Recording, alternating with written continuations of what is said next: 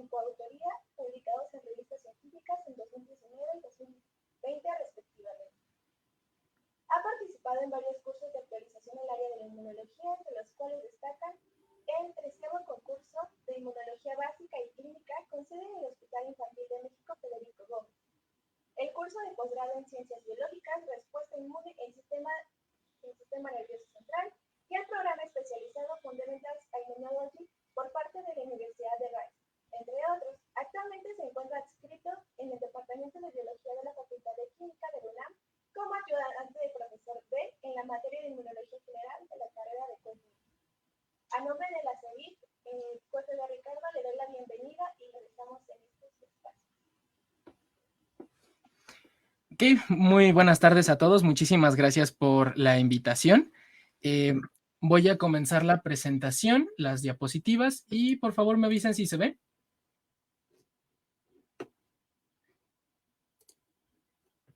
Sí, sí se ve. Perfecto. El puntero también, ¿cierto? Sí. Excelente. Bueno, pues muy buenas tardes a todos. Muchas gracias, primera instancia, pues a la sección estudiantil por su amable invitación. El día de hoy, pues vengo a platicarles un poquito de las generalidades de la neuroinflamación y cómo en diferentes contextos puede considerarse nuestra amiga y en otras nuestra enemiga, siendo esta segunda, pues realmente la que ha llamado tanto la atención, ¿no? Antes se pensaban que habían diferentes tipos de células en el sistema nervioso que su única función era la de propiciar el ambiente adecuado para que las neuronas funcionaran correctamente. Y a estas pues se les conoce como células de la glía. Sin embargo, hay otras funciones, además de simplemente funcionar como nanas de las neuronas, que pues es importante resaltar estas funciones de vigilancia inmunológica y resolución de los problemas que habitan en él. Entonces comenzaré la ponencia diciéndoles que pues a diferencia de en diferentes cursos de neurociencias donde se centran principalmente en las neuronas, aquí me gustaría platicarles un poco de las otras células a las que nada más las mencionan y detallar un poquito quiénes son, para qué sirven y en qué contexto son nuestras amigas y en cuáles nuestras enemigas. Entonces, comenzando desde cero, pues hablando sobre el sistema nervioso, así como vemos en esta ilustración que obtuve del libro PURPS de neurociencias, pues es un cúmulo de células especiales llamados neuronas, además de otro tipo celulares que se encuentran con ellas, que se pueden dividir en dos grandes divisiones, en sistema nervioso central, que está compuesto del cerebro y la médula espinal, que son los que tenemos aquí en el dibujo, con denotación amarilla, y el sistema nervioso periférico, el cual pues está compuesto de nervios y ganglios, que son las proyecciones tanto de axones de las neuronas que vienen desde el sistema nervioso central y otro tipo de neuronas, interneuronas y cúmulos de los ganglios que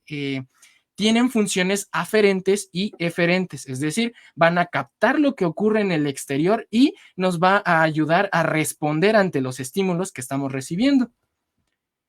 De las dos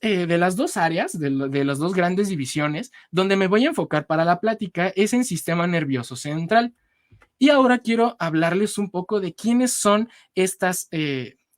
componentes celulares que van a participar en la respuesta en sistema nervioso central. La primera, como siempre, las neuronas, con ya a estas alturas, pues realmente en cursos tanto de biología en la secundaria, en la preparatoria, en licenciatura o en posgrado, en algún momento se han tenido que enfrentar con qué es una neurona y las funciones que puede llegar a ejercer, donde pues lo más importante sería esta conducción de información entre células para poder responder a los estímulos externos. Sin embargo, dentro de la otra categoría están las células de la glía, que pues mencionándolos rápidamente, tenemos a esta célula con forma de estrella que está manteniendo la homeostasis en la funcionalidad de las neuronas, que son los astrocitos.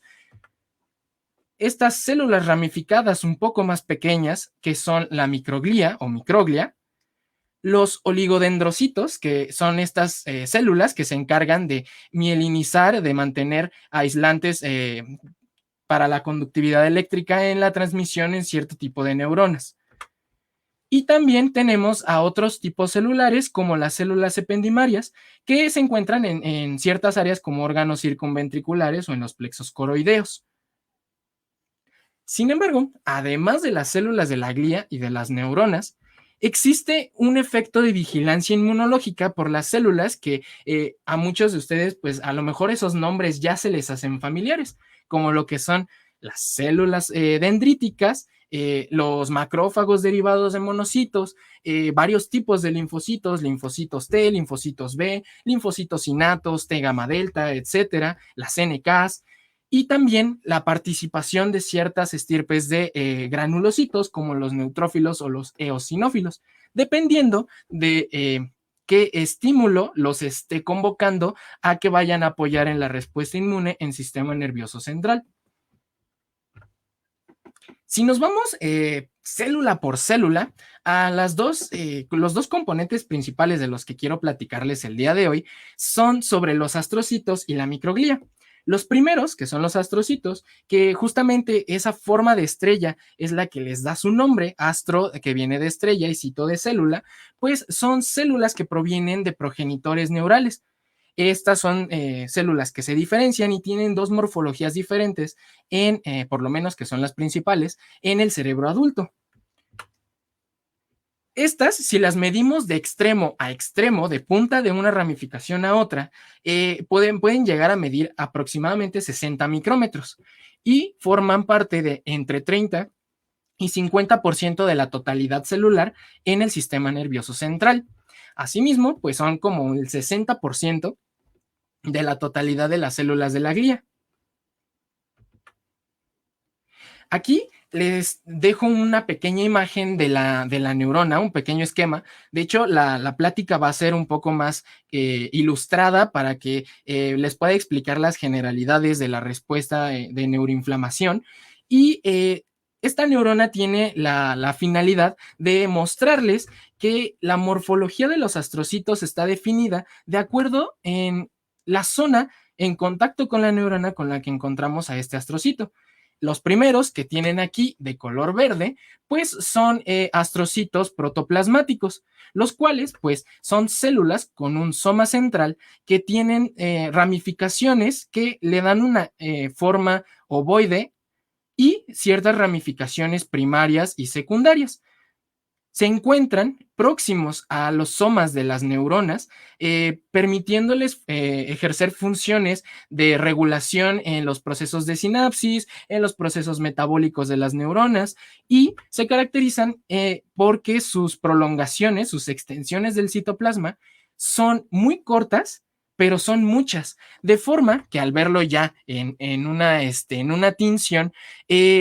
podemos observar cómo sí conserva una forma esférica, por lo menos una forma circular aparente, pero al tener detalle en las ramificaciones, vemos que es un conglomerado de procesos de la misma célula.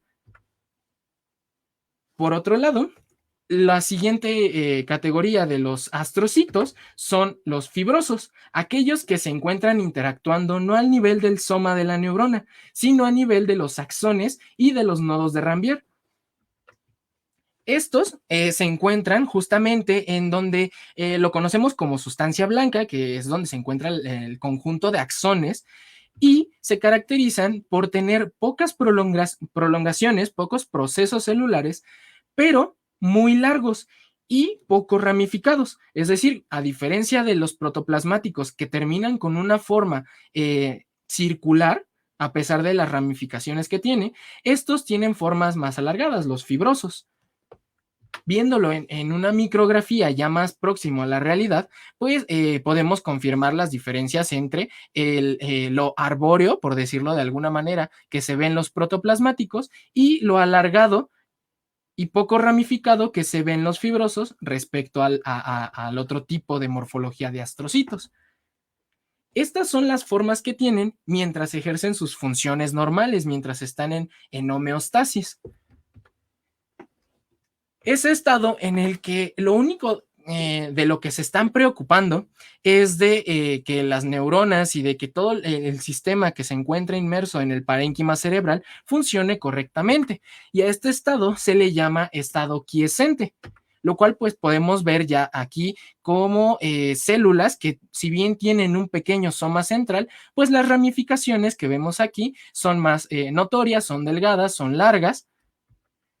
y que al estar expuesto a algún estímulo que genere, que esté asociado a un proceso patológico, a un proceso de enfermedad, pues los va a alertar, va a provocar que estos astrocitos, después de estar en un estado quiescente, lleguen a un estado hipertrófico, se ensanchan sus ramificaciones principales, empieza a sintetizar otro tipo de proteínas de membrana y entrar en un estado llamado estado reactivo, en el cual, pues como vemos, la diferencia morfológica es más notoria porque se ensanchan, se engruesa, es hipertrófico y más grande. Tras diversos estudios, encontraron dos tipos de perfiles en los astrocitos que son muy antagónicos entre sí y que están basando esa categoría en las consecuencias que trae con las neuronas y las demás células que están a su alrededor. El primer perfil es asociado a los efectos que provoca, que son, digamos, entre comillas, perjudiciales, ya que durante su activación lo que provoca es la inhibición del crecimiento de los axones de las neuronas, que también se eviten esos procesos de remielinización o mielinización, dependiendo del estado en el que se encuentre de desarrollo de la neurona. Los efectos proinflamatorios y neurotóxicos que son muy similares a aquellos que nosotros podríamos encontrar en macrófagos activados clásicamente. Todas aquellas citocinas que están asociadas clásico con proinflamación, pues están muy asociados a los efectos perjudiciales en este perfil del astrocito. Pero también hay otro perfil en el cual, en vez de ser perjudicial, es benéfico, en donde pues se destacan su participación en procesos de reparación neuronal, de mejorar la mielinización, de incrementar factores de crecimiento que son esenciales y necesarios para la supervivencia y el buen funcionamiento de las neuronas, así como de la recaptura y el reciclaje de los neurotransmisores en estas vías en las que sigue participando el astrocito, como en GABA o en glutamato, en las transmisiones de GABA y glutamato. Es por eso que al encontrar que los astrocitos quiescentes tienen dos perfiles de activación muy similares a los que se encuentran en los macrófagos, hablando del sistema inmunológico, pues se decide darles una nomenclatura similar. Estos astrocitos quiescentes, en cualquier estímulo de neuroinflamación, tienen un estado hipertrófico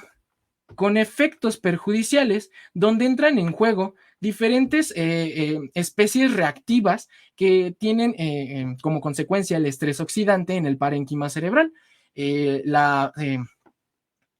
La activación, la sobreactivación de ciertas enzimas, como la monoamino oxidasa B de los astrocitos asociados a la mitocondria, pues además con la óxido nítrico sintasa inducible, pues en conjunto terminan creando especies reactivas de oxígeno, como el anión superóxido, como el peróxido de hidrógeno, y con la activación de la óxido nítrico sintasa, pues también las especies reactivas de nitrógeno se hacen presentes. Además, una vez que empiezan a producirse estos mediadores reactivos, los astrocitos liberan los neurotransmisores al medio, como en el caso de GABA o de glutamato, lo cual en conjunto se asocia con neurotoxicidad, ya que pues la carga justamente de tantas especies reactivas y de neurotransmisores que en desregulación pues también matan a las neuronas, terminan en un cementerio ahí con las pobres neuronas que están alrededor. Ya que todos estos componentes y más son aportados por el astrocito muy en similitud a los macrófagos del sistema inmunológico, se les dio la nomenclatura de A1, relacionado con procesos neurotóxicos de debilidad en la sinapsis y en el incremento de ciertas proteínas importantes para la fagocitosis, como lo que es la proteína C3 del complemento, que va a funcionar como opsonina, y el incremento de la proteína GFAP, la cual, pues bueno, está en los filamentos intermedios y pues es importante para mantener su estado activo. Por otro lado, el otro perfil antagónico a la 1, pues es aquel en el que tenemos activación alterna, como en el M2, y se ha descrito mucho en isquemia. Este mismo astrocito, pero ahora con los factores que se dan en este contexto, pues se vuelve hipertrófico y busca incrementar los sistemas de depuración de antígenos, como lo que son en el caso de la acumulación de las placas beta-amiloide en la enfermedad de Alzheimer, de la alfa-sinucleína en el caso de Parkinson, de la mielina en esclerosis múltiple, etcétera. En este tipo de patologías, bueno, pues los astrocitos tratarán de mejorar sus mecanismos para la depuración de estos mediadores, de estos antígenos, y aumentar los sistemas antioxidantes. Entre ellos destaca pues la producción de glutatión dirigido por el factor de transcripción NRF2. Además que esto conlleva a la liberación de mayor cantidad de factores de crecimiento para dar supervivencia a las neuronas en un contexto en el que conocemos como la neuroprotección.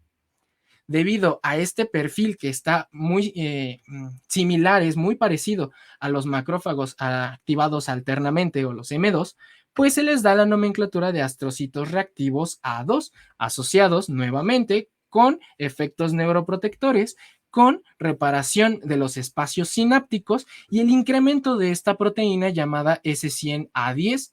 la cual pues está involucrada ampliamente en todos los sistemas de liberación y regulación del calcio, del ion calcio 2+, que tienen los astrocitos, ya que una de sus funciones principales justamente es proveer de calcio a las neuronas para todos los procesos que tienen que ver con la liberación de los neurotransmisores y la sinapsis. Entonces, aquí hay un aumento que también promueve la aparición de fibroblastos, colágena y todos estos mecanismos de reparación celular.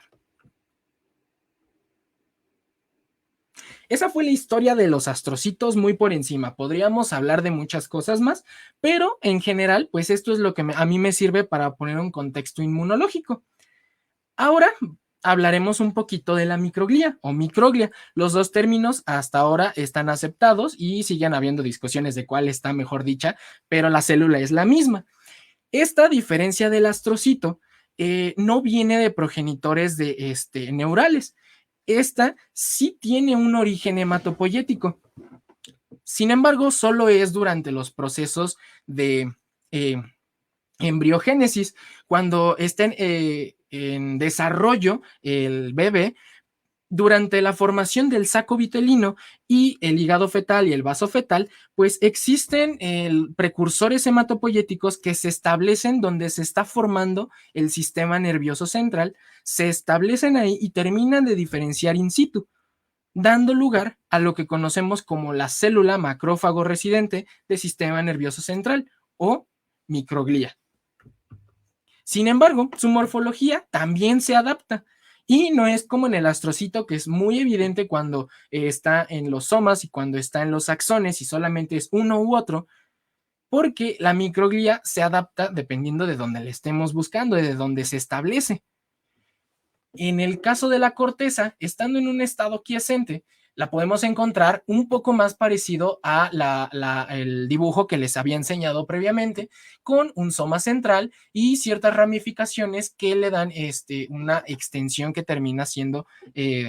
como forma de estrella. Esto lo encontramos en la corteza. Y aquí les enseño una pequeña micrografía en la que a través de una tinción, pues podemos identificar cómo es que esta microglía efectivamente pues tiene un soma central y ciertos procesos ramificados que están alrededor de este soma. Si vamos y las buscamos en otra zona como órganos circunventriculares, vamos a encontrar que la microglía tiene forma como de una amiba, como de un globo, que también le sobresalen ligeramente algunas ramificaciones. A esta morfología pues se le denomina como de tipo globosa y es característica de estas regiones. En el caso del cerebelo, se ve como una morfología híbrida entre la estrella y la globosa. Esta realmente, pues, aquí la puse como estrella globosa, que pues su soma central es un poco más grande que el de la estrella, pero las ramificaciones sobresalen, como en el caso de la morfología del tipo estrella. Y si vamos a los lugares donde están los haces axónicos, la microglía que se encuentra colocada ahí, pues se tiene que acostumbrar a estar apretada entre los axones y la morfología que adapta es justamente alargada. Es como si hubieran tomado a una microglía y la hubieran apachurrado hasta que quedara como una especie de alargado. Pues esa sería la morfología que se encuentran interaxónicamente. Todo esto en estado quiescente.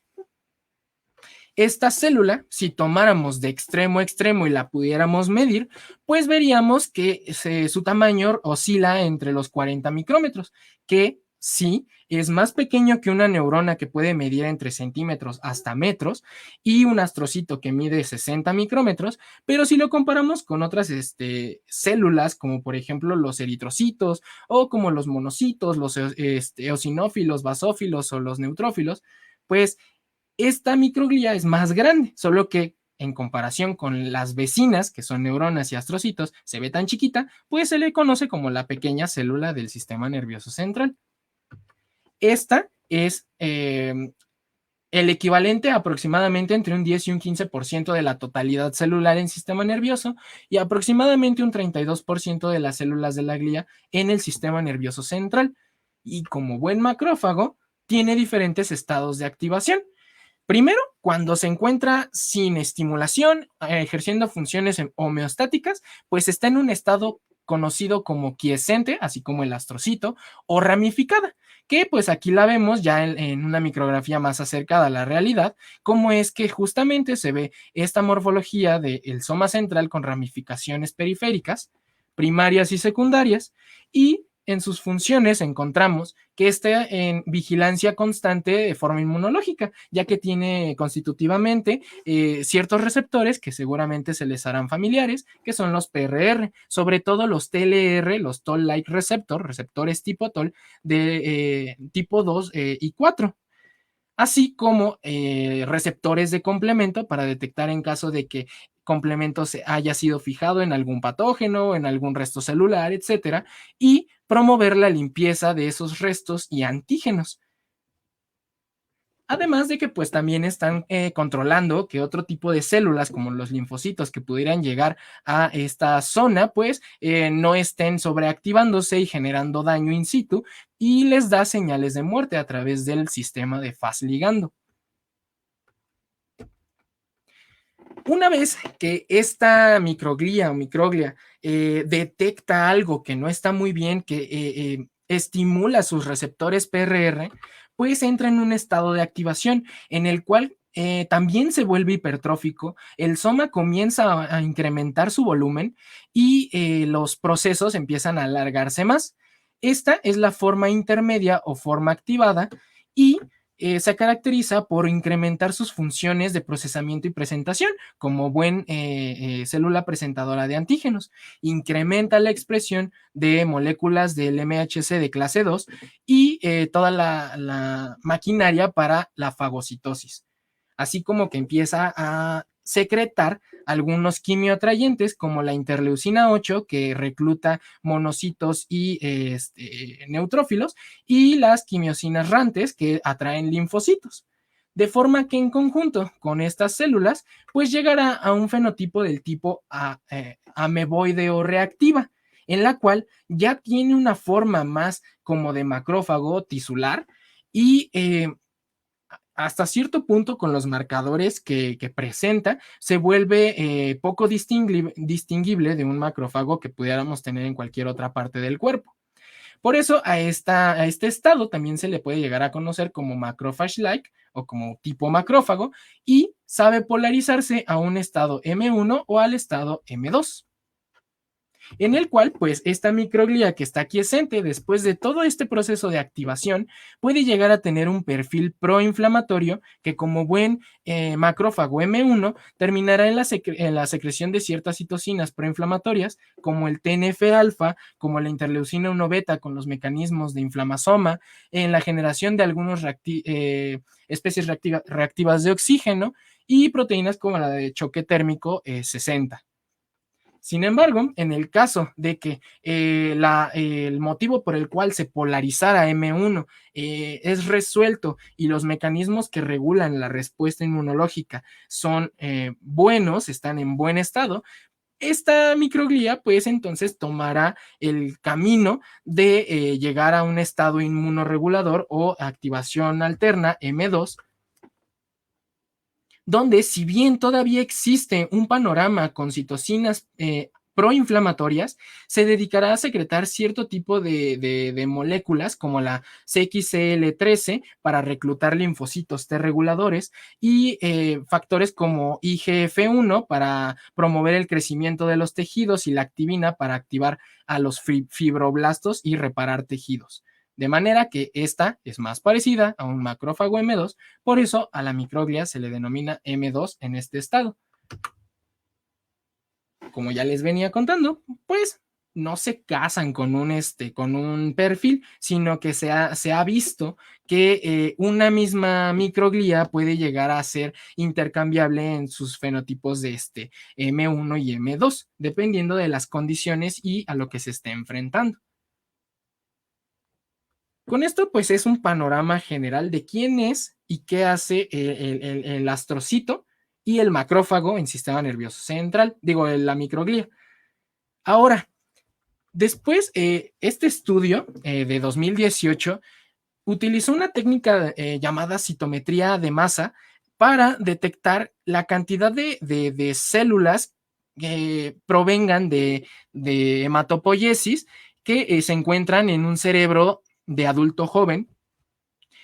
en sistema nervioso central, evidentemente, y la mayor cantidad de población que se encuentra, de hecho aquí es bastante notorio y esta imagen me gusta bastante, que es la microglia, cuantificándola, es aproximadamente un 80% de los leucocitos que se llegaron a encontrar en estos cerebros. Pero no eran los únicos, sino que existen toda clase de células del sistema inmune que se encuentran en los bordes esperando a ser reclutados y vigilando que todo lo que esté ocurriendo en el sistema nervioso pues sea correcto. Encontramos desde esta, que es la siguiente célula, hablando en proporción, que es lo macrófago asociado a bordes o asociado a cerebro. Y también encontramos células dendríticas clásicas, plasmacitoides, neutrófilos, monocitos clásicos y no clásicos, células cebadas, todo tipo de linfocitos, desde linfocitos B, NKs y NKTs, linfocitos T, T gamma delta, linfocitos innatos y eosinófilos. Sin embargo, las proporciones, como podrán observar, no pasan más allá de un 4%. Eso porque uno de los únicos lugares donde están, los podemos encontrar es si buscamos en el líquido cefalorraquídeo, que es lo que está rodeando al parénquima cerebral, en toda esta circulación del líquido cefalorraquídeo. Para entender específicamente dónde, pues me gustaría recapitular la cantidad de células y explicar dónde podemos encontrarlas. La vigilancia inmunológica, como ya les había comentado, puede ocurrir gracias a las células de la glía, que son los astrocitos y la microglía, pero también por un tipo especial de macrófago que también es residente del sistema nervioso central y que proviene de también un precursor hematopoyético. Estos se establecen en las meninges y tienen estados de activación similares a los de la microglía, pero solamente se establecen ahí en estados embrionarios. Tanto la microglía como los macrófagos subdurales y meningios, pues tienen capacidad de autorrenovación. Es decir, que una vez que ya se desarrolló el cerebro adulto, ya están ejerciendo funciones normales para poder repoblar en caso de que pues el recambio constante de células o algún proceso que sea infeccioso o patológico que disminuya esa población, para poder repoblar de estas células el sistema nervioso, tanto la microglía como los macrófagos, pues tienen capacidad de autorrenovación. Y también el aporte de todas las células del sistema inmune, pues son de ayuda y residen en lo que, bueno, como les comentaba, en los bordes del sistema nervioso y son reclutados únicamente en procesos inflamatorios. ¿Dónde y cómo se reclutan? Bueno, para entender esto, me gustaría platicarles muy rápido sobre por qué se creía que el sistema nervioso era un sistema aislado de los demás órganos y tejidos. Eso se dio gracias a los primeros experimentos de Elric y Goldman, los cuales tomaron ratones, decidieron inyectarles azul de tripano por vía intraperitoneal y después de observar sus tejidos, se dieron cuenta de que todos los órganos se teñían gracias al azul de tripano, excepto el cerebro y la médula espinal, lo cual les hacía pensar, bueno, ok, entonces hay algo que recubre a las neuronas, que recubre a estos órganos y evita que pase de la periferia hacia adentro. Se repiten los experimentos más adelante y ahora la variante que tienen es la inyección de ese mismo azul de tripano, pero ahora directamente en el ventrículo. Se hace una administración intraventricular y después de la recuperación de los animales, se dieron cuenta de que el azul de tripano ahora había impregnado todo el cerebro y la médula espinal, pero no había logrado salir a cualquiera de los otros órganos aledaños o que en general eran del animal. Con esto, pues llegaron a la conclusión de que había algo que estaba recubriendo estos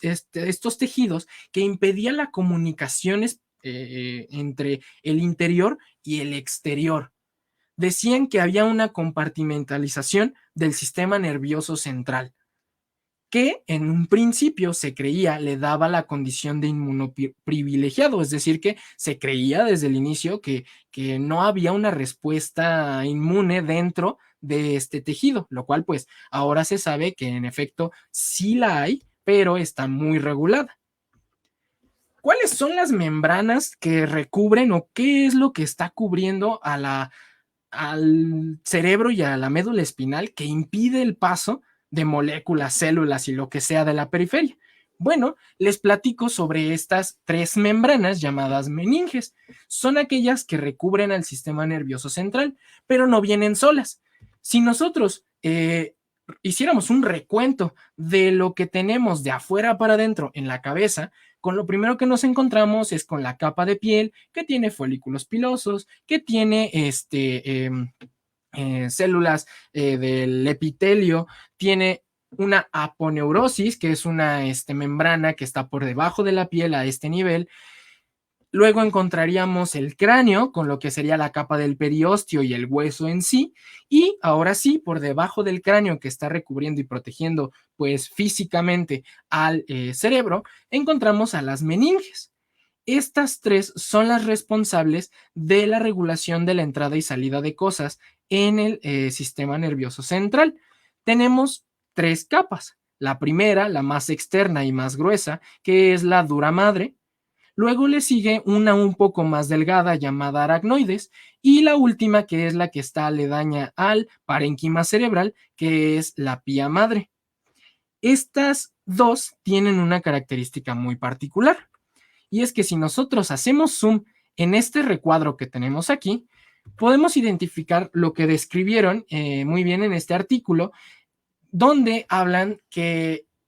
la aracnoides, que es la capa intermedia, no solamente es esa capa, sino que tiene proyecciones tipo trabéculas que conectan con la pía madre, generando un espacio entre estas dos capas, al cual se le conoce como espacio subaracnoideo, donde se alojan todas las arterias, las venas, todos estos capilares que vienen del sistema circulatorio y están llegando para distribuir nutrientes al sistema nervioso central. Estos capilares tienen proyecciones hacia el parénquima y el espacio subaracnoideo acompaña esas proyecciones dentro de lo que sería ya el tejido y se va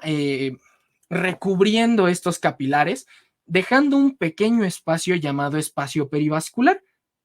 El contenido de este, tanto espacio subaracnoideo como espacio perivascular, que todo es un camino continuo, está recubierto de, permite el flujo de líquido cefalorraquídeo o fluido cerebroespinal. Este está pasando en el espacio subaracnoideo y recubre también a lo largo del espacio perivascular. Todo esto, ¿por qué es importante? Porque gracias a eso se desarrolló un sistema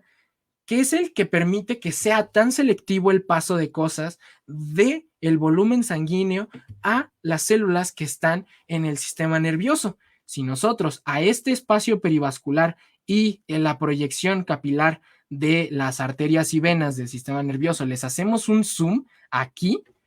de forma esquemática podemos encontrar esto, la barrera hematoencefálica. Primero, les hablaré de las células endoteliales que conforman a este capilar. Este capilar, pues como cualquier otro, está compuesto de las células del endotelio y estas a su vez están comunicándose una a la otra a través de la conexión por uniones estrechas, que son estas uniones adherentes, son ulocludens que están teniendo una fijación entre una célula y otra. Y en el caso de los capilares en sistema nervioso central, están todavía más reforzados y es muy estricta el paso de la selección y el paso de nutrientes del lumen del endotelio hacia la parte basal de estas células endoteliales, por esa comunicación tan fuerte que hay entre una célula endotelial y otra. De manera que, pues, de forma común, podemos llegar a tener leucocitos circulando a través de este endotelio, como por ejemplo aquí tenemos linfocitos CD4, CD8, de memoria, etcétera. Y pues al estar tan regulado este endotelio, les será mucho más difícil hacer transitosis y pasar a el parénquima cerebral.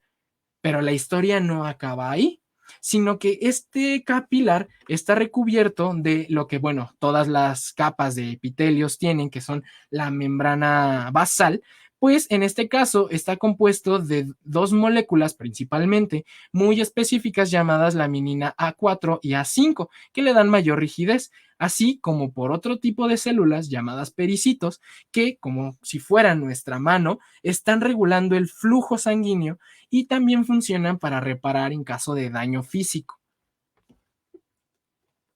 Luego,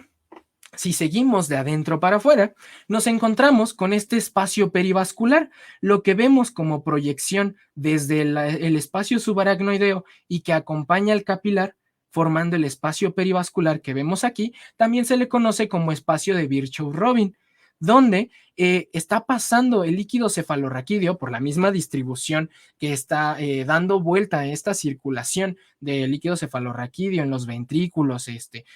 toda esta circulación común, pues va cargado de ciertas células como macrófagos, dendríticas, algunos monocitos, linfocitos T, etcétera, que pueden llegar a pasar del capilar al líquido cefalorraquídeo. Y también que pueden llegar desde otros sitios como órganos circunventriculares, que pues hay un proceso en el que se permite un poco más el paso de ciertas moléculas y de células. Sin embargo, sería tan fácil pensar que el líquido cefalorraquídeo era lo último y que aquella célula que llegue a pasar del endotelio al espacio de Virchow-Robin, pues simplemente se acerca al tejido, al parénquima cerebral y pues comienza a interactuar con las demás células. Para eso, los astrocitos forman una barrera con composición del tipo membrana basal, utilizando lamininas alfa 1 y alfa 2, formando lo que conocemos como una glía limitante, ya que estos astrocitos en conjunto con algunas microglias, también hay interacciones con algunas neuronas que están regulando que lo que está en el líquido cefalorraquídeo no pase directamente al parénquima sin antes tener la aprobación de los astrocitos, ya que pues deben de presentar ciertos canales para agua como con aquaporina 4, en la selección de algunos nutrientes como en el caso del GLUT1 para la glucosa, etcétera. Bueno, esas son moléculas, componentes que los astrocitos dicen, pues sí necesito de eso aquí adentro, entonces que pase. Pero evita que cualquier otra cosa ajena a parénquima cerebral esté entrando de forma normal. Entonces, en conjunto, los componentes celulares de este sistema se le conoce como la unidad neurovascular y en su conjunto, ya de forma funcional, se le ubica como barrera hematoencefálica. Y este es uno de los procesos más selectivos para elegir qué es lo que necesita el parénquima y evitar que cualquier otra cosa pueda entrar a provocar daño o a alterar los estados basales.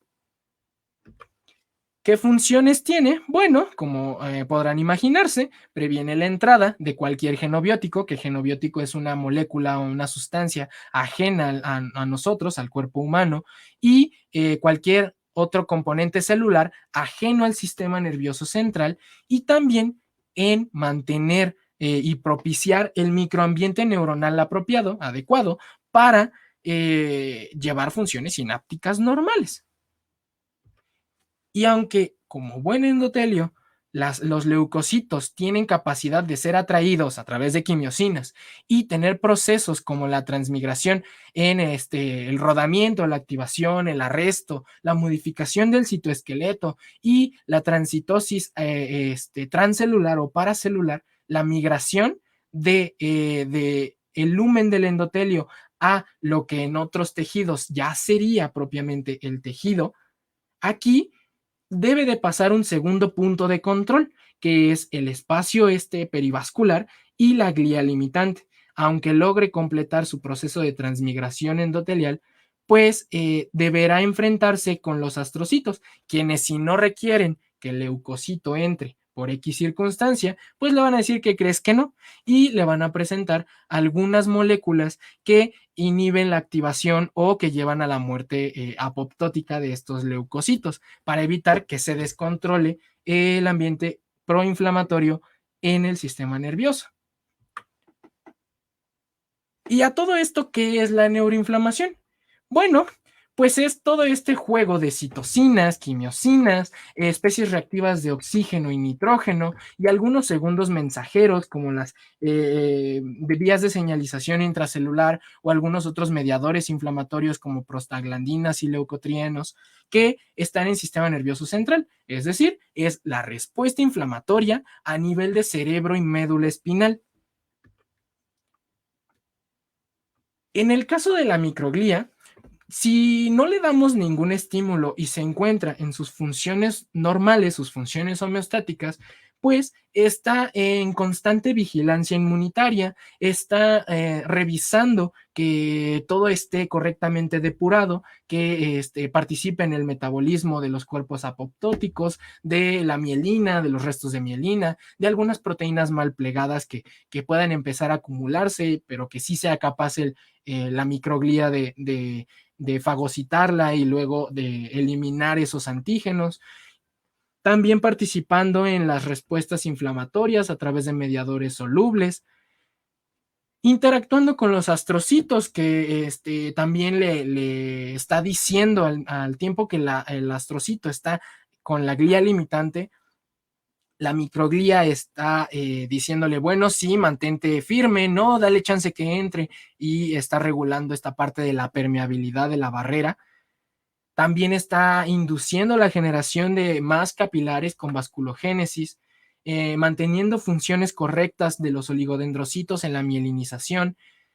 Vigila que las neuronas que tienen espinas dendríticas, que son estas pequeñas proyecciones en forma de espinas que tienen las dendritas de algunas neuronas, pues estén en contacto correcto y exista una función y conectividad neuronal adecuada. Por último, en algunas zonas del tejido del sistema nervioso central, pues tenemos la participación de la microglía en la neurogénesis. Por otro lado, el astrocito, pues también se está encargando de que todo funcione correctamente y al interactuar en la sinapsis está capturando ciertas moléculas como el potasio, como el calcio, como el cloruro, que en concentraciones alteradas en el espacio sináptico, pues puede provocar disfunciones en esa comunicación neuronal. también está proyectando el paso de agua con su acuaporina 4,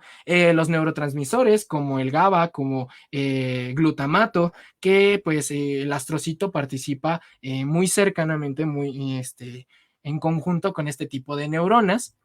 y a su vez libera ciertos mediadores energéticos, como en el caso del lactato.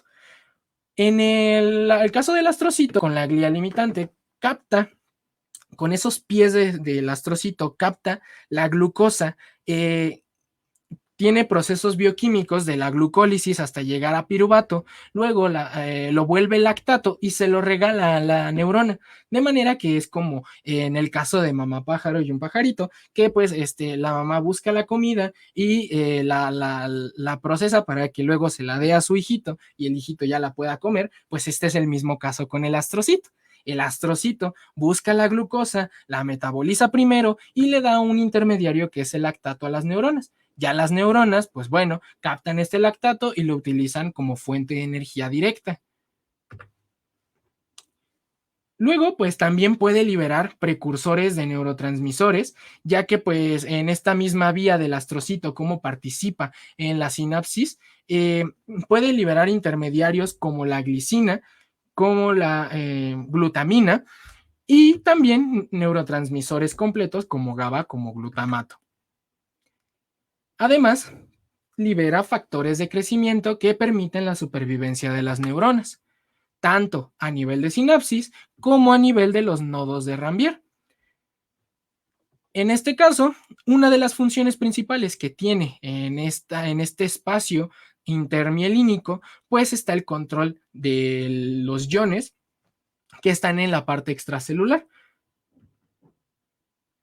Y si hablamos de los capilares sanguíneos, pues bueno, en la parte de la captura, el astrocito, como les comentaba, capta tanto agua como glucosa, entre otros nutrientes, y sabe liberar algunos factores vasodilatadores como el óxido nítrico y prostaglandinas para poder dilatar estos vasos sanguíneos, y también algunos aminoácidos para la vasoconstricción. De manera que tanto en función de barrera con la glía limitante como con la función de estos factores que sabe liberar, pues participa en la regulación del flujo sanguíneo y del paso de moléculas al parénquima.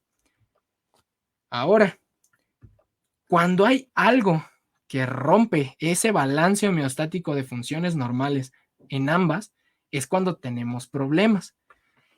La microglía, que es la que tenemos aquí con sus funciones homeostáticas, recibe algunas señales de ciertos antígenos como las placas beta amiloide que ya son insolubles, que no se pueden metabolizar fácilmente, algunos restos de mielina acompañados de factores de patrones asociados a daño molecular y celular,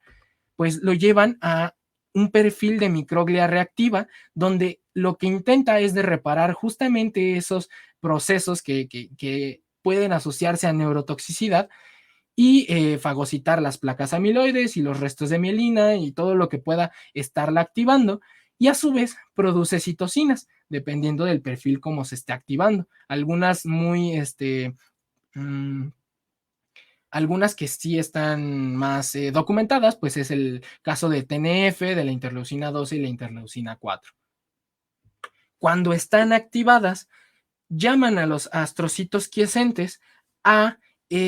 una conversión de fenotipo hacia un perfil de activación clásica A1, con la secreción de ciertas citocinas como la interleucina 1 alfa, TNF o proteínas de complemento como C1Q. De manera que esta microglia activada por un estímulo inflamatorio induce que los perfiles de astrocitos se vayan directamente a la 1, que recordemos está asociado a toxicidad, a neurodegeneración y a la disfunción de la sinapsis. Cuando se resuelve este evento de inflamación, pues comienzan a abundar los niveles de TGF-beta secretado por las mismas células, tanto de la microglía como de los leucocitos que fueron reclutados, y factores de crecimiento fibroblásticos que promueven que este astrocito A1 regrese a su estado quiescente y entre en lo que conocemos como activación alterna con el fenotipo A2, que como recordemos, pues es asociado a neuroprotección, a la secreción de factores neurotróficos y a la reparación neuronal. Este en el mejor de los casos. Sin embargo, cuando se queda en un estado de activación A1, orquesta una respuesta llamada astrogliosis reactiva, en la cual hay secreción de ciertas quimiosinas como la CCL2 que van a reclutar monocitos y demás leucocitos que tomarán perfiles inflamatorios y llevarán la producción de citocinas a un nivel mayor. Lo mismo que pues esta misma glía, este mismo astrocito que ya está activado como A1, genera diferentes factores de estimulación que llevan al aumento en la activación de la microglía, y si de por sí algunas ya estaban activadas, promueve que se sigan activando y que activen a las vecinas para que en conjunto con los leucocitos resuelvan el problema. Eso en fases agudas y transitorias. Mientras espera a que los leucocitos hagan su trabajo, pues siguen ejerciendo funciones basales como soporte metabólico a las neuronas. Sin embargo, también secreta ciertos factores como el óxido nítrico, como citocinas tipo TNF, pues en conjunto con las demás células inmunes, secretan tantas citocinas y factores que matan a las neuronas que si el proceso se convierte en crónico, pasa de una fase aguda, que transitoria, de minutos, de a lo mejor de horas, a algo que perdura con el tiempo, lleva y está asociado a una neurodegeneración, a las enfermedades neurodegenerativas. Mientras tanto, la microglía activa con sus procesos inflamatorios en perfil M1 induce a los astrocitos M1 y en conjunto llevan a que esta neurona pobrecita que estaba aquí al lado tenga tanto señalización para vías apoptóticas como para vías necróticas, de forma que no se va a escapar. De una o de otra forma terminará muriendo, y eso pues realmente no queremos que se nos mueran las neuronas. Mientras que en el caso de la microglía, cuando se activa en el perfil de M2 y los astrocitos en A2, pues se están comunicando en conjunto con otro tipo de células, con los oligodendrocitos, para que las neuronas tengan sus funciones normales. Y aunque ese era el caso feo, el caso malo de que la microglía se active y entonces induzca a los astrocitos, etcétera, pues este mismo perfil de activación pues nos ayuda a defendernos cuando existen moléculas, células o procesos neoplásicos a nivel de sistema nervioso central. Cuando hay lesión tisular, cuando hay algún proceso patológico, pues se liberan ciertos factores. Aquí tenemos como ejemplo el ATP, que va a detectar la microglia en el estado quiescente con sus receptores de purinas, y los astrocitos también, de forma que de su estado quiescente comienza a extender sus ramificaciones para encontrar hasta dónde se encuentra el daño tisular, que es lo que vemos aquí como una aglomeración, cómo convierte su morfología en un estado más ameboide y empieza a circundar el área dañada, como lo vamos viendo aquí en paralelo, y termina en la fagocitosis de este daño tisular, ¿no? Para poder repararlo y acabar con el probable patógeno, con la disfunción que esté ocurriendo en este momento, ¿no? Y es como la microgliosis y la dirección también del astrocito, pues son benéficos para depurar ciertos patógenos.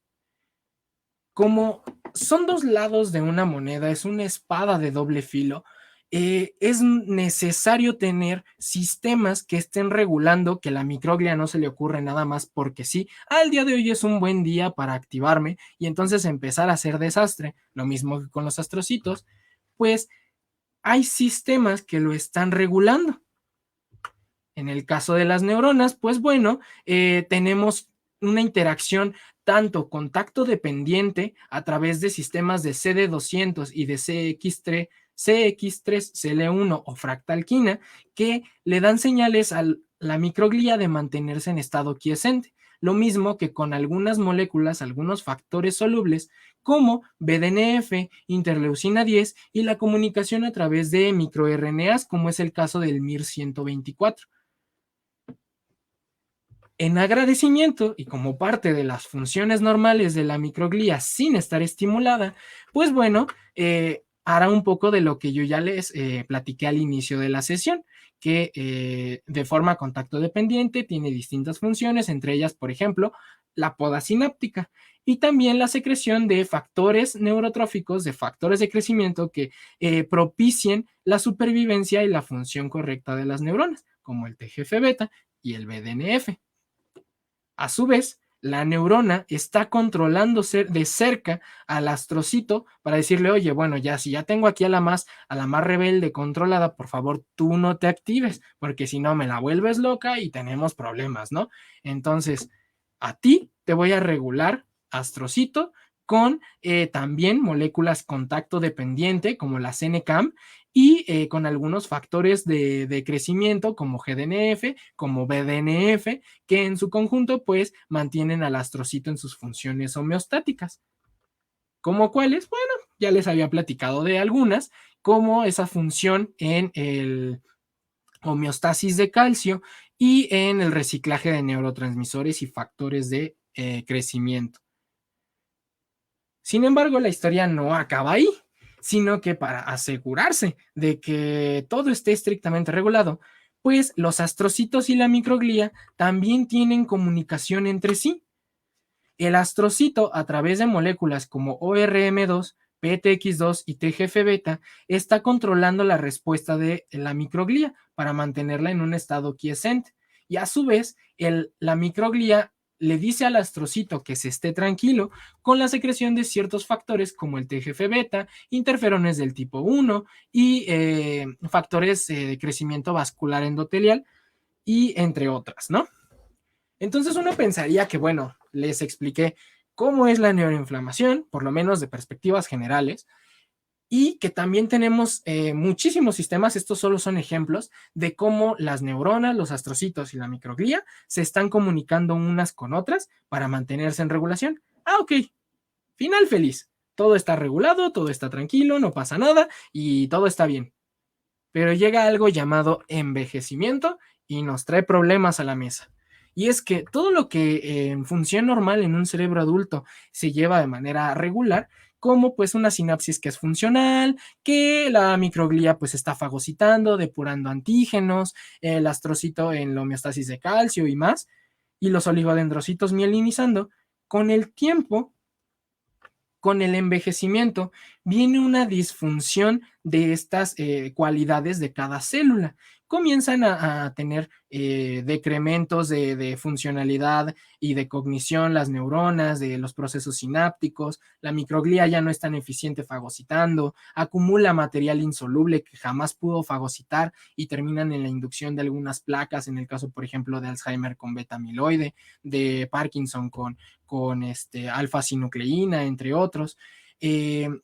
Se quedan algunos restos de mielina en el caso de los oligodendrocitos que ya no son tan eficientes en la conducción en el aislamiento de la conducción en el caso de las neuronas que sí lo ocupan como soporte, y los astrocitos pues ya no tienen tantas funciones basales y comienzan a activarse y a polarizarse a perfiles inflamatorios a uno, pues comenzamos a tener problemas, y lo que de manera regular era un cerebro sano, poco a poco comienza a tener tendencia a lo proinflamatorio, ¿no? Y la edad no es lo único. También tenemos la inflamación sistémica, como en el caso de la obesidad, que está catalogado como una enfermedad de inflamación crónica de bajo grado,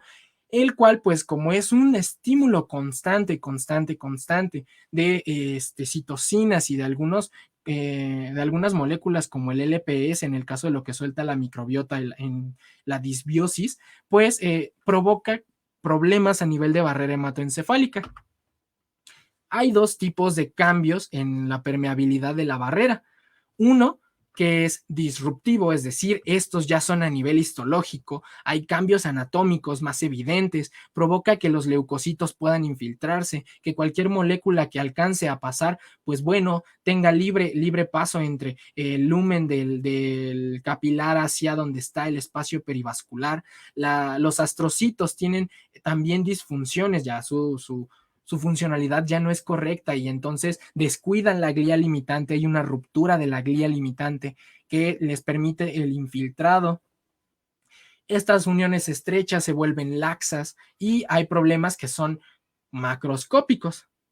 pero también puede haber problemas microscópicos, que son los no disruptivos. Estos ocurren a nivel molecular y están más asociados al cambio celular, a la disfunción de diferentes tipos de transportadores, moléculas asociadas a la señalización interna, a enzimas que ayudan a la regulación, algunos como las bombas de flujo, que son proteínas especiales para que lo que ya haya logrado entrar al endotelio lo regrese al lumen, para evitar que llegue a pasar hacia la glía limitante, hacia el espacio perivascular, pues también dejan de tener función adecuada. Y tanto los cambios disruptivos como los no disruptivos, tanto en envejecimiento como en inflamación sistémica constante, crónica, pues nos lleva a la ruptura o a la pérdida en la permeabilidad, en incremento de la permeabilidad de la barrera hematoencefálica, lo cual, si era uno de los primeros puntos de control, llevará indudablemente a inflamación a nivel del sistema nervioso central. Ya no hay tanta regulación. Y este artículo bastante interesante de Di Sabato en 2016, pues lleva como título Neuroinflamación, el diablo está en los detalles. Y él menciona las dos caras de la moneda de una manera que es bastante ilustrativa. En la primera, como aspectos de la neuroinflamación, en aspectos negativos, pues habla de que en el caso de la inflamación que es transitoria, pero que su nivel de respuesta es muy alta, esta inflamación es mal adaptada, crónica y desregulada, pues lleva a el incremento de citocinas y especies reactivas que provocan daño colateral en todas las células aledañas.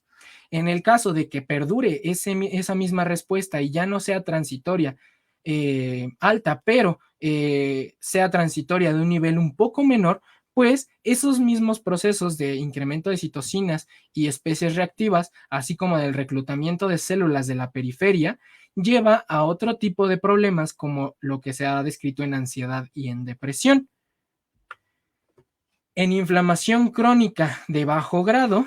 pues también hay pérdidas en la cognición y en que la plasticidad neuronal se ve reducida, hay disrupción de la barrera hematoencefálica y todo en conjunto lleva a la muerte neuronal y en etapas crónicas a una neurodegeneración. Por otro lado, cuando es positivo para nosotros, la inflamación que es baja y es transitoria, pues bueno, nos ayuda a tener una respuesta corta y controlada, reorganizar las prioridades del cerebro de, bueno, sí es necesario remielinizar, pero hay un patógeno,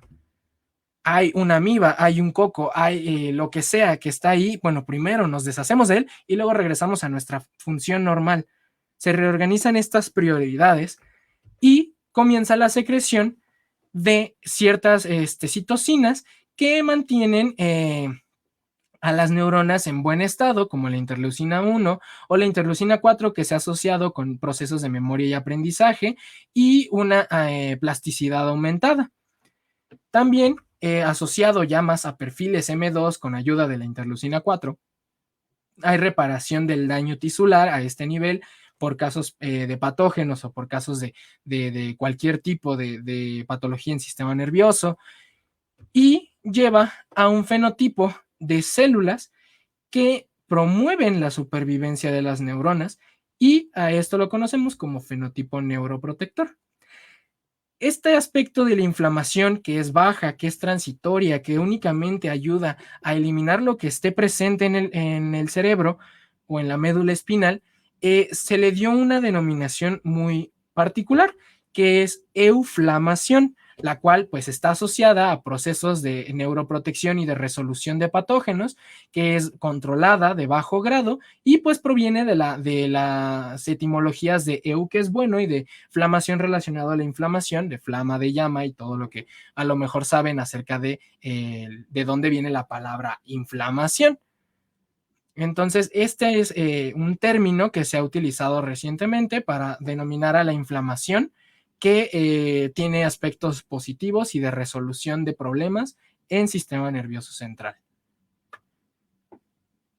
Todo está asociado a un balance en el cerebro sano de mediadores y factores neuroprotectores e antiinflamatorios, y del otro lado a los proinflamatorios y neurotóxicos. En un cerebro sano abundan estos factores neuroprotectores y antiinflamatorios, como todas las citocinas de un perfil, de una especie de perfil tipo entre TH2 y T reguladoras. Me refiero a interleucina 4, interleucina 13, TGF beta y interleucina 10, receptores solubles de TNF, también para interleucina 1, proteínas antitrombinas, factores de crecimiento y neurotróficos que estén apoyando a las neuronas, y con esto está la neuroprotección. Sin embargo, conforme la balanza empieza a caer hacia el otro extremo, hacia el extremo de los factores proinflamatorios, encontramos citocinas del tipo TH1, hay TNF, hay interleucina 1, hay interferón, hay S100, especies reactivas de nitrógeno y oxígeno, glutamato, prostaglandinas y quimiosinas, que en su conjunto pues nos llevan a la, bueno, aquí dice neuroprotección, pero en realidad es neuroinflamación. De forma que con perspectivas terapéuticas se ha visto a la neuroinflamación como una buena diana a la cual atacar, donde lo que se busca es evitar que la balanza caiga hacia la parte de proinflamatoria y equilibrarlo hacia donde está balanceado los dos perfiles, o un poco más direccionado hacia el perfil antiinflamatorio. Y como tratamientos, pues se han buscado diferentes moléculas que sirvan como inmunomoduladores. Estos, pues algunos de los más destacados se han encontrado en extractos de plantas, en extractos de frutos, que en conjunto pues los llamamos productos naturales, los cuales pues se han estado probando y que como propiedades pues importa que sean capaces de atravesar barrera hematoencefálica. Y para eso, pues la tecnología farmacéutica ha ayudado a pues dejar estas moléculas o estos extractos de productos naturales en diferentes tipos de tecnologías, como liposomas, vectores virales, dendrímeros, conjugarlo a moléculas que les permitan el paso, recubrirlos con polietilenglicol en forma de exosomas, entre muchos otros, para que pueda ingresar al parénquima cerebral y eviten que la balanza se vaya hacia lo proinflamatorio. Con esta perspectiva, les quiero platicar muy brevemente sobre los dos trabajos en los que he participado hasta ahora. El primero, con el Instituto de Biotecnología de la UNAM en Cuernavaca, pues apoyé un poco con la caracterización de los efectos neuroprotectores de un extracto, una fracción de la malva parviflora, que es esta plantita que tenemos aquí, la cual a través de un proceso de extracción hidroalcohólica se obtiene este extracto al que se denomina MPHA, y que por medio de cromatografía se separa en 13 fracciones, donde la más importante es la F10. Además de haberse identificado una molécula muy importante en este extracto, que es el daucoferol. De manera que al administrarlos en modelos de neuroinflamación, pues podemos cuantificar sus efectos en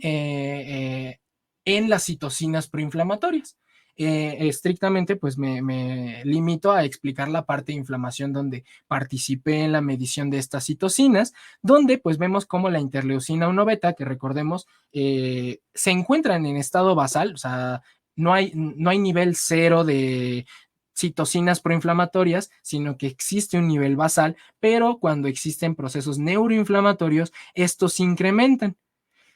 Bueno, pues tomando como control la indometacina, pues vemos cómo los extractos de hidroalcohólicos de la malva parviflora, pues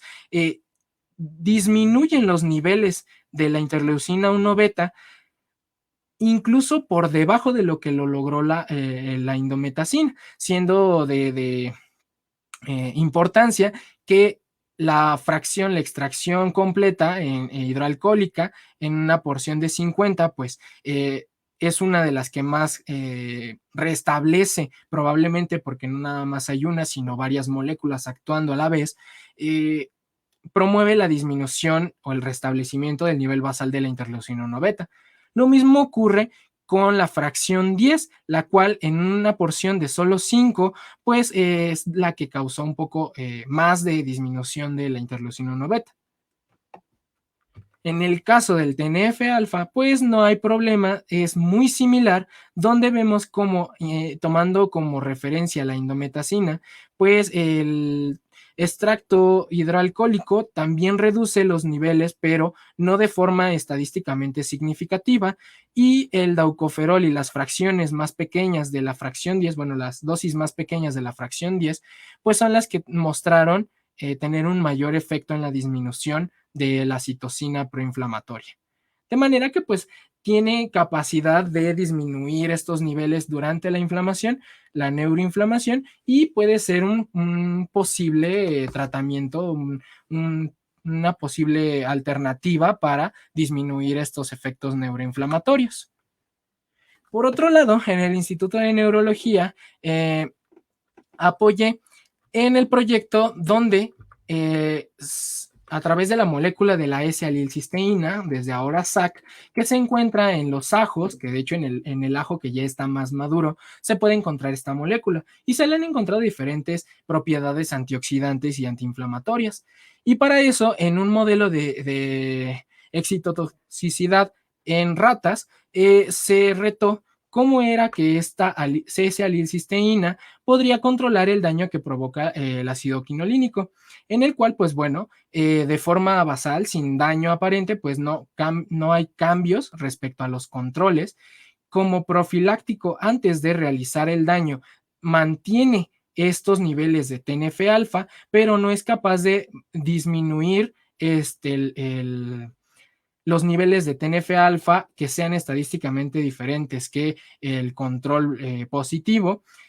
pero existe una pequeña tendencia. Lo mismo ocurre, pero ahora hablando en cuestión de BDNF, el cual este factor neurotrófico es esencial para el control de la neuroinflamación y la supervivencia neuronal. Entonces, al haber daño, pues bueno, se ven reducidos los niveles de este factor soluble. En el caso del SAC, pues no hay cambios estadísticos. Como profiláctico sí permite la conservación de una buena proporción del BDNF a pesar de tener daño, y después del daño, pues no es capaz de restablecer los niveles de BDNF. Sin embargo, pues con esto hay un antecedente de que justamente la S-alilcisteína, pues es una molécula que aporta a evitar la neuroinflamación a niveles más altos. Por último, pues yo estuve trabajando en el Laboratorio de Neuroinmunología de la Unidad de Investigación en Medicina Experimental con la doctora Anaí Chavarría, donde obtuve la tesis de licenciatura, evaluando el efecto justamente neuroprotector de forma integral, donde además de la neuroinflamación están otros aspectos considerados, de una molécula muy particular llamada silibina, que se encuentra en el extracto de las semillas del cardo mariano, las cuales pues se ha caracterizado desde otras enfermedades en hígado, virales, bacterianas, como pues un buen antioxidante, como buen antiinflamatorio, y en sistema nervioso central pues no es la excepción. Este proyecto ha durado 2 años, para lo cual de ahí se ha derivado mi servicio social, la estancia estudiantil, la tesis de licenciatura y próximamente en proceso de publicación un artículo de investigación original. Ya para terminar, como conclusiones, pues recordemos, los principales participantes en la neuroinflamación son astrocitos y microglía, por lo que se tienen que encontrar muy regulados tanto por neurona como entre ellas mismas, pero no son los únicos que participan. Las células del sistema inmune también pueden ser reclutados en procesos de neuroinflamación, pero en procesos basales están muy reguladas para que se evite el ingreso gracias a la barrera hematoencefálica. Por otro lado, tenemos dos caras de la moneda. Cuando la neuroinflamación es aguda, se resuelve el daño y se genera protección, es nuestra mejor aliada. Pero cuando esa neuroinflamación pasa a ser crónica, se adapta muy mal y tiene activación constante, puede llegar a matar a las neuronas y llevar a la neurodegeneración. Y gracias a esta dualidad entre amiga o enemiga, es por lo que se ha convertido en una opción interesante como diana terapéutica, ya que si se modula esta balanza, entonces se podría disminuir la neuroinflamación en diferentes tipos de enfermedades. Y pues eso sería todo. Muchas gracias por su atención. Espero que les haya gustado y cualquier cosa quedo a sus órdenes.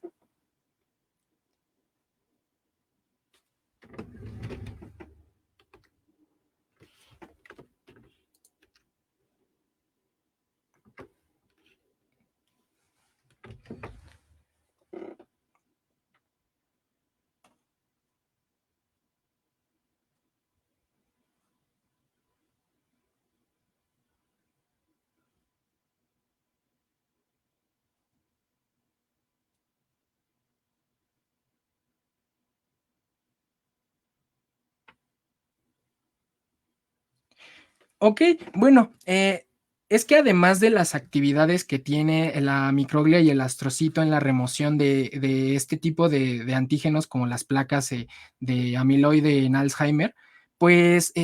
también hay otros sistemas que están regulados también por los astrocitos, la microglia y la barrera hematoencefálica, como el sistema linfático, con los cuales además de tener esta barrera, digamos, los astrocitos y de la microglia que se los pueden estar fagocitando y pueden estar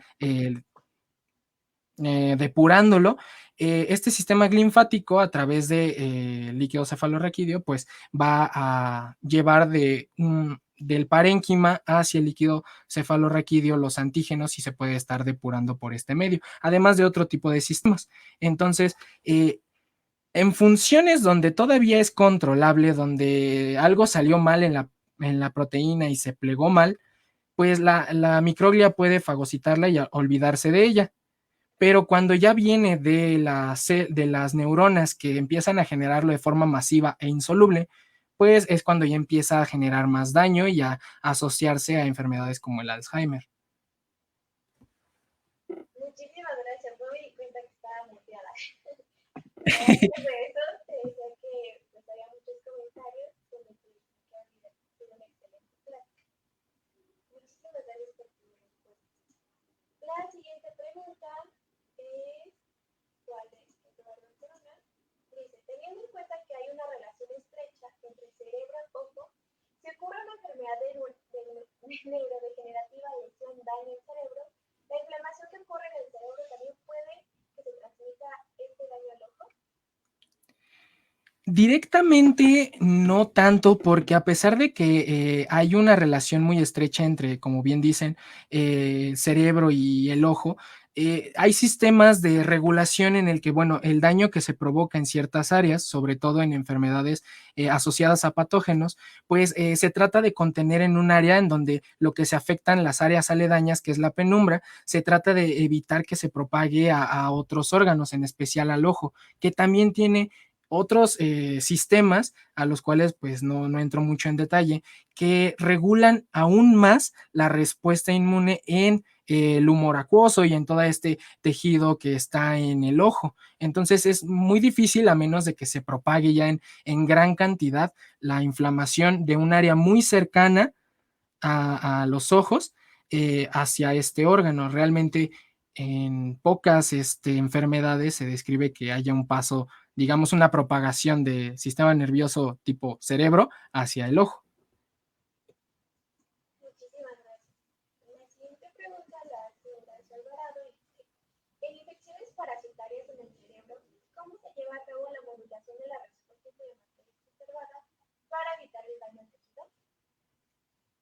Muy bien. Pues en este caso, al hablar de infecciones parasitarias, tanto en el caso de protozoarios como el de helmintos, en el caso, por ejemplo, de la cisticercosis, pues lo que necesitamos no es una respuesta inflamatoria fuerte, sino un perfil más asociado al M2. Justo es por eso que se forman estas calcificaciones de los cisticercos, porque lo que se está activando son los perfiles tanto M2 como A2. Asociados a reclutar a los fibroblastos, a la deposición de calcio, de colágeno, que los engloben y que eviten que se siga propagando esa enfermedad parasitaria. Muchísimas gracias. Bueno, creo que fue la última pregunta. De nuevo, todos agradecen una excelente experiencia. Nosotros también te agradecemos bastante por haber participado el día de hoy, por cerrar un broche de oro de este año, nuestros seminarios de inmunología. Mira, ya, acaba de aparecer otra pregunta. De Henry Paiko. Dice, mi pregunta, ¿existen fármacos que dañan los quistes de neurocercosis con aumento de rosinos? ¿Habría daños colaterales? Otra pregunta, con respecto a la vacuna de la rabia, ¿cómo puede resolver la infección e inflamación? Vi que una vía más uno era importante. Ok, con respecto a la neurocisticercosis, sí, lo ideal es justamente que la calcificación de estos cisticercos sea lo último, sea el último paso, porque así se mantiene controlado y aunque no se vaya a depurar y exista un daño colateral en cuanto a especies reactivas de oxígeno y nitrógeno, cuando logra encapsularlo, evita que se siga propagando la neuroinflamación y también el parásito, ¿no? Entonces, si logra enquistarlo, si logra rodearlo y calcificarlo, ese sería el último paso. Una vez ahí, si hay fármacos que rompen esa calcificación, vuelven a reclutar a toda esta maquinaria de las células para la inflamación y sería como un círculo vicioso. Entonces, sí pueden llegar a existir algunos fármacos. La verdad no estoy muy metido en ese tema, pero así como muy por encima, sí pueden llegar a haber daños colaterales si los fármacos dañan a los quistes en la neurocisticercosis. Respecto a la rabia, la verdad en ese ámbito no conozco mucho. Sí me gustaría pues investigar un poco y a lo mejor poder resolver tu duda más adelante si quieres mandarme algún correo. Muchas gracias. Y creo que ahora sí fue la última pregunta. No sé si a ti te gustaría agregar algo más. Creo que sería todo. Muchísimas gracias por su atención y gracias a la sección estudiantil por su amable invitación. Espero que les haya gustado mi plática. Claro, esperamos poder colaborar contigo en el futuro. Claro que sí. Muchas gracias. Bueno, gracias a todos por haber estado presentes en este seminario y pues nos vemos en el siguiente año con más actividades. Muchas gracias.